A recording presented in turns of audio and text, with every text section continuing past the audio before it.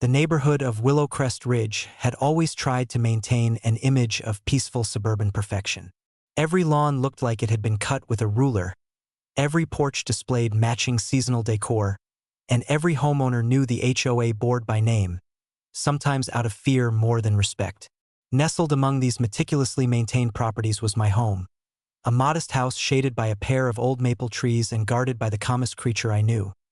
My cat, Milo. Milo was the kind of cat that spent more time sunbathing than moving. He was elderly, slow, and far more interested in napping than exploring. Most days, he barely wandered past the patio. The neighbors loved him, or at least tolerated him, because he never caused trouble. That was true for everyone, except Karen. Karen lived 3 houses down, in a place that looked like it had been ripped from a catalog titled Suburban Authority. Her yard decorations changed with the seasons, her hedges were trimmed like geometric sculptures, and her dog, Duke, was a muscular but anxious creature who barked at everything. Passing cars, falling leaves, people breathing too loudly. Despite Duke's constant disruptions, Karen had somehow convinced herself that she was the moral guardian of the neighborhood. The trouble began on a morning that felt deceptively peaceful. The early sunlight cast a gentle glow across the street as sprinklers ticked in synchronized arcs from house to house. I was sipping my coffee, watching Milo stretch on the back porch, when my phone buzzed with a notification from the HOA. The subject line was painfully familiar: a violation notice. According to the complaint, my cat, my elderly, half-asleep cat, had been labeled a wild predator responsible for disturbing pets, digging up flower beds, and allegedly terrorizing the neighborhood. It made no sense. Milo barely had the energy to chase a string, much less terrorize anything living. But the complaint was detailed, including accusations of him wandering into yards, destroying property, and provoking dogs into fits. The message included a formal demand to keep him indoors at all times, under threat of escalating fines. And while the HOA never revealed the complainant's identity, the tone practically screamed Karen. I tried to shake off the irritation and went outside to check on Milo, who was still lying exactly where he always liked to be. His age showed in every slow blink, every gentle breath. The idea that he had been leaping fences and digging holes was laughable, yet the HOA didn't laugh. They sent warning after warning that week, each more stern than the last. It was clear someone was determined to get Milo banned. The longer I observed the neighborhood that week, the stranger things became.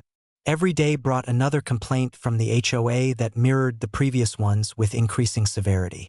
Reports of torn-up lawns, scattered trash bins, and frightened pets were all blamed on one supposed culprit: my cat. And every report seemed to escalate in absurdity, claiming he was growing more aggressive and destructive. But the inconsistencies didn't align with the accusations. The destruction was too chaotic, too large-scale, and too violent for any cat, let alone a senior one who needed help climbing stairs. Flower beds were being shredded completely, outdoor cushions torn apart, and trash was dragged halfway down the street. It wasn't subtle mischief. It was wild, frantic, and relentless. And it became impossible to ignore that these incidents always occurred near one particular house, Karen's. Over the next few days, I began observing the street closely. Karen often walked Duke early in the morning or late at night, tugging him along with a sense of urgency. Duke, a strong bundle of nerves, lunged at shadows and tore at the leash, his behavior erratic and unpredictable. His agitation didn't seem to calm even with Karen's constant scolding gestures. It wasn't hard to imagine him being the source of the chaos described in the complaints. But the HOA refused to consider alternative explanations. Their warnings now included threats of fines and even mandatory removal of my cat from the neighborhood if the incidents continued. Feeling cornered, I realized I needed evidence. Something undeniable. Something that would force the HOA to face reality. And so, late one night after the street had gone quiet and porch lights dimmed, I began positioning small outdoor cameras around my property. They were discreet, angled toward the spaces where the damage was reportedly happening, and fully capable of capturing the truth, whoever that truth belonged to. The next morning, as expected, another HOA complaint arrived. This time it described a neighbor's ruined vegetable garden, accompanied by claims that a large orange cat was seen fleeing the scene. Apparently, the garden's owner had witnessed it personally, though no footage or description matched Milo, who was still napping on my sofa at the time the alleged chaos occurred. The volume of false accusations had reached a level that felt almost comical. But the surveillance plan was now underway. By the third night, the cameras caught something. Around 2 a.m., motion alerts lit up my phone. While the rest of the neighborhood slept, I watched the grainy feed with cautious curiosity. There, illuminated by a porch light down the street, was Karen, dressed in workout clothes and clearly annoyed, being dragged across her lawn by Duke. The dog yanked her so forcefully that she barely kept her footing. When he lunged toward a neighboring flower bed, she lost control completely, and he tore through the plants with manic energy. Karen's attempts to stop him only made him more frantic. By the time she pulled him away, the yard was ruined. And then, something even more revealing happened. As she dragged Duke away, she glanced around the quiet darkness before pulling out her phone. She took a photo of the destroyed yard, carefully angled to exclude herself and her dog. Then she walked off with the same purposeful stride she used whenever she approached the HOA board at meetings. Seeing the footage confirmed everything. The destruction wasn't caused by Milo. It wasn't caused by any cat. It was the result of a dog that Karen couldn't control, and evidence now existed in clear detail. It felt both vindicating and infuriating at once. Though I had what I needed, I waited. I wanted more footage, more proof, something so irrefutable that even the most stubborn HOA board members couldn't deny it. So I let the cameras keep recording, capturing night after night of Duke's destructive behavior. Shredded patio cushions, torn down holiday decor, trash bins raided in a frenzy, and more gardens ruined by his explosive energy. And each incident ended the same way, Karen surveying the damage, taking strategic photos, and leaving as though she had just discovered the scene. With each new recording, my case grew stronger. And as the evidence piled up, so did my certainty that this needed to be exposed publicly, not quietly. The HOA wanted a scapegoat. Karen wanted someone to blame. But the truth had finally started to carve its path, piece by piece, through the carefully constructed fiction surrounding Milo. And now, with more than enough proof to reveal everything, there was only one question left: how to deliver it in a way the HOA could never ignore. The answer would come soon enough, and it would unfold at the next HOA meeting, where the neighborhood would witness a confrontation they would never forget. The days following the initial recordings became a quiet exercise in patience and observation. I found myself slipping into a routine, checking the cameras at dawn, reviewing each clip with a meticulous eye, and watching as the pattern became painfully clear. Every night, almost without exception, Duke tore through some corner of the neighborhood, driven by restless energy and a lack of proper control. And every morning, as though repeating a rehearsed ritual, Karen submitted new complaints to the HOA, each pointing toward Milo with increasing urgency. The complaints grew stranger as the week went on. According to the reports, Milo had become bolder, smarter, more destructive than any cat could reasonably be. He was supposedly climbing fences taller than I'd ever seen him even attempt, knocking over heavy planters, dragging trash bags across sidewalks, and startling dogs 4 times his size. It was as if Karen was constructing a villain out of thin air, desperate to shape the narrative around a creature who barely had the energy to chase a moth. The HOA's tone shifted as well. Their messages lost the polite veneer they usually maintained. Now they sounded accusatory, almost hostile, warning that continued disturbances would lead to formal hearings and potential expulsion of Milo from the community. It was absurd, laughably so, but beneath the absurdity was a growing tension that the board refused to acknowledge. They had found an easy target, and they clung to the idea with such stubborn conviction that facts had become irrelevant. But facts were what I had, and what I continued to gather. The cameras captured every destructive moment in sharp detail. Duke's frantic lunges, his frenzied digging, his wild races across lawns. None of these actions could possibly be mistaken for those of a cat. His size alone made the comparison ridiculous. His behavior was erratic, often triggered by noises that only startled him further. And behind it all was Karen, always struggling to maintain control, always acting with the same mixture of frustration and denial. Yet something else became clear during these nightly recordings. Karen wasn't simply negligent. She was overwhelmed. She walked Duke late at night not because she enjoyed the peace, but because she was avoiding witnesses. And even then, she remained alert, constantly scanning her surroundings before dragging him away from the chaos he left behind. It was as though she knew exactly what she was trying to hide, even if she refused to admit it. The footage accumulated. I began assembling it into something that told a coherent story. It wasn't enough to show a single incident. The HOA would dismiss it as a one-time coincidence or a misunderstanding. They needed to see the pattern, the repeated destruction, the consistent timing, the unmistakable presence of Duke in every clip. So I organized the recordings chronologically, stitching them together with clear timestamps and camera angles. What emerged was a mosaic of truth, undeniable and neatly packaged. But the more confident I felt in the evidence, the more the neighborhood began showing cracks. Neighbors who once exchanged casual waves at their mailboxes now whispered to each other quietly. People began checking their yards more closely each morning, examining plants and patio furniture with suspicion. Some posted on the community message board, hinting that something unusual was happening at night. But without knowing the source, they fell back on the only explanation presented by the HOA, the supposed wild predator cat. Milo remained blissfully unaware of the chaos unfolding around him. He continued sprawling across sunlit spots on the porch, occasionally venturing out to nibble a few blades of grass before returning inside to sleep. Watching him made the HOA's accusations feel even more surreal. He was a peaceful animal caught at the center of a storm he could never understand. There was one night, however, when Milo wandered slightly farther than usual. The cameras captured him padding softly toward the edge of the yard, pausing at the sound of rustling nearby. At first, I felt a spark of concern. What if he inadvertently stumbled into one of Duke's nighttime rampages? But Milo simply sat, ears perked, as Duke and Karen appeared several houses away. Duke had already launched himself into another garden, tearing into the soil with manic determination.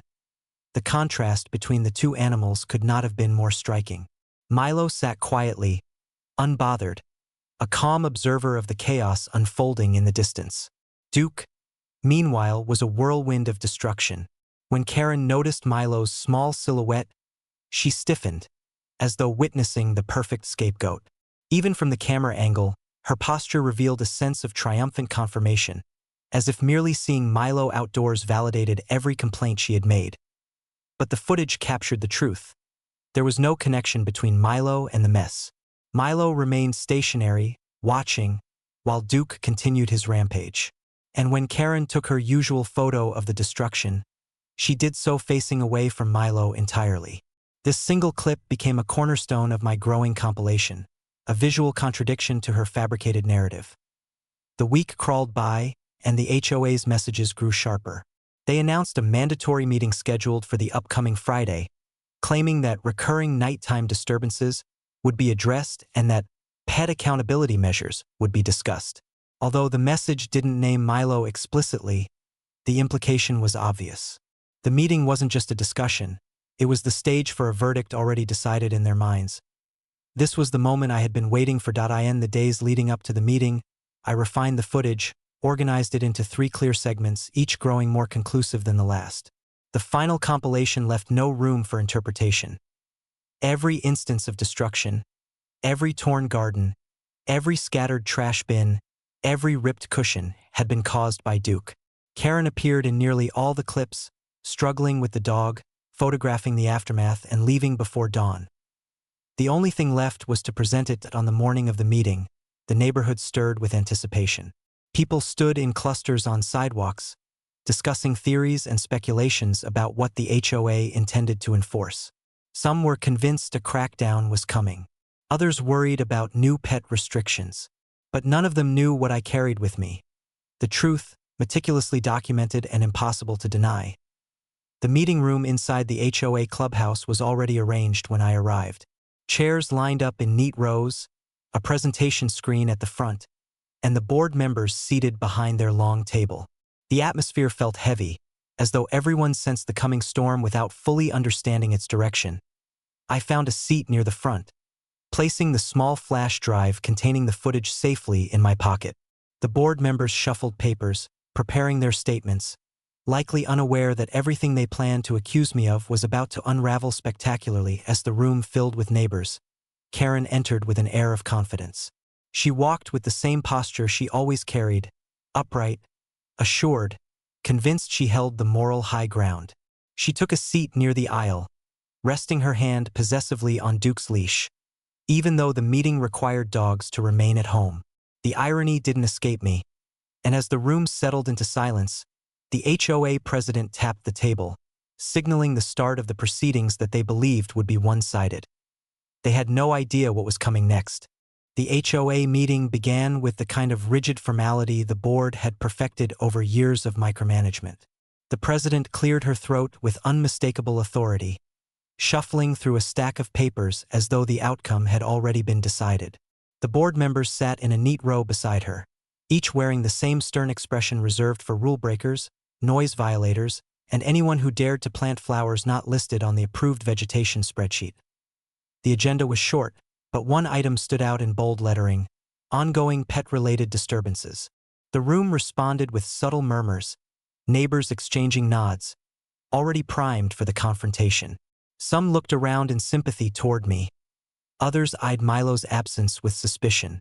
A few even craned their heads toward Karen, who sat poised and prepared, projecting an aura of righteous indignation. The president began recounting the long list of recent disturbances, citing uprooted gardens, toppled trash bins, shredded decor, and multiple reports from anonymous sources claiming a cat was responsible. Though she never mentioned Milo by name, her emphasis left no doubt about the intended target. She described the complaints with detail and gravity, as though reciting a crime scene report rather than minor property damage. Karen, seated near the middle of the room, nodded at each accusation with growing satisfaction. Duke remained by her side, fidgeting restlessly beneath her chair. His ears twitched at every movement in the room, and his tail tapped the floor with restless energy. More than one neighbor shot him a wary glance.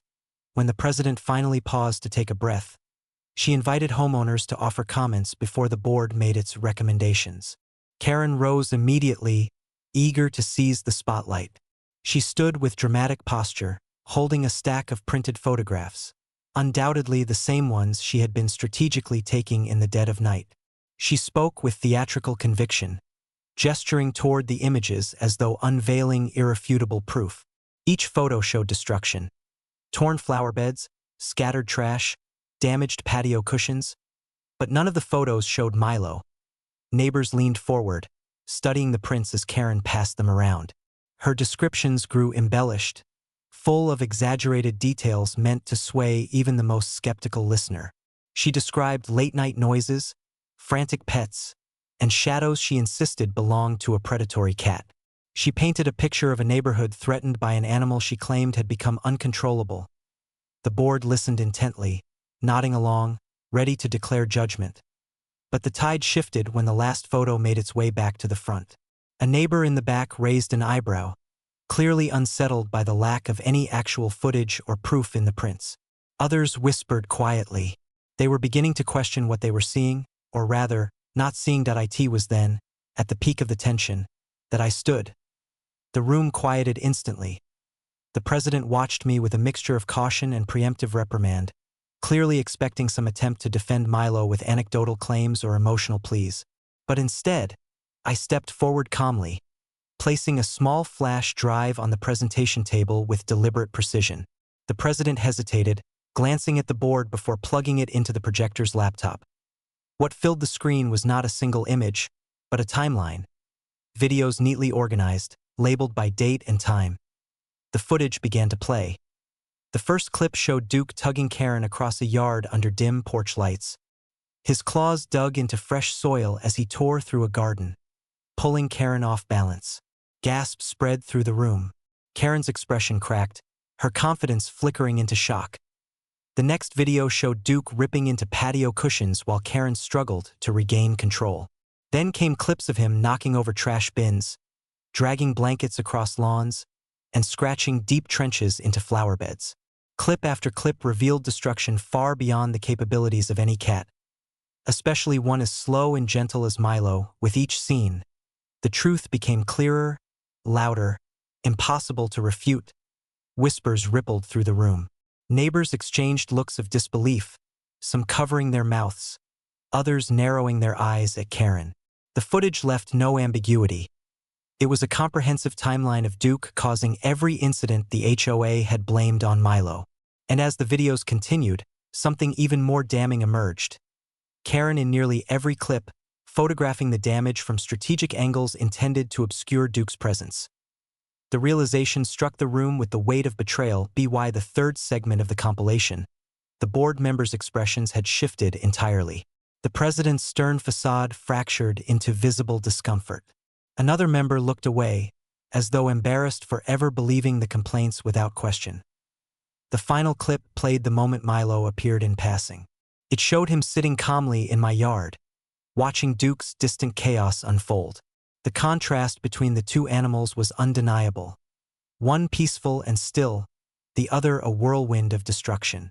Even the neighbors who had doubted Milo now murmured with sympathy. When the last video faded from the screen, silence held the room captive. Karen sat frozen, unable to speak, her cheeks flushed with a mixture of anger and humiliation. Duke fidgeted beneath her, oblivious to the scandal he had just become the face of. The neighbors now stared openly, some with disappointment, others with outright frustration. The sense of betrayal hung thick in the air. The HOA president cleared her throat again, but this time her voice carried uncertainty. She attempted to regain composure, thanking me for presenting the evidence. She acknowledged that the videos clearly contradicted the complaints previously filed. And though she didn't direct her words at Karen by name, everyone understood the subtext. The board members huddled together briefly, speaking in low voices before returning to their seats. When they addressed the room again, their tone had changed. They announced that the accusations against Milo were unfounded, that no restrictions or fines would be imposed, and that further investigation into misattributed complaints would be conducted. It was the HOA's polite way of admitting they had been duped, and were now scrambling to save face. As for Karen, she remained seated, stunned and silent. She avoided eye contact as the neighbors around her slowly turned away. For the first time, she seemed aware of the consequences of her actions, the erosion of trust she had caused, the embarrassment that could not be undone. The meeting concluded with an air of catharsis. Neighbors approached me afterward, expressing relief, sympathy, or simple acknowledgement. For the first time in weeks, the tension gripping Willowcrest Ridge began to ease. When I returned home, I found Milo asleep on the porch, basking lazily in the late afternoon sun. He lifted his head briefly, offering a slow blink before resuming his nap, blissfully unaware of the battle fought on his behalf. In the days that followed, complaints in the neighborhood mysteriously dropped. The message board grew quieter. The accusatory atmosphere dissolved. And though Duke still barked at passing cars, Karen began walking him at more reasonable hours, keeping him on a shorter leash, and avoiding eye contact with most of the neighborhood.